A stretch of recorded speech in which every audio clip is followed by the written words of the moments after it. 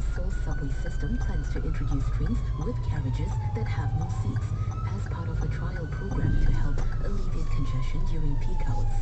Seoul Metro has also increased the number of subway trains on the most congested lines during rush hours. In tennis, Jessica Pegula has defeated world number 1 Arina Sabalenka to move into the semi-finals of the WTA finals.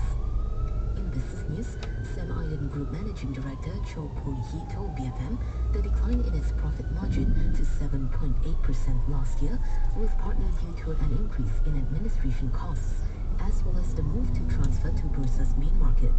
Meanwhile, Poo-hee is unfazed by the entrance of non-renewable energy players into the RE market. The ultimate direction for them is meant for decarbonization. That's why that you say they come in a lower price. But for us, the cake is still big enough to be satisfying everybody, because you see the national policy and also our roadmap, the target is still very, very huge. So that's why that for those companies, they come in actually mainly for their internal projects rather than they are bidding with us for other projects.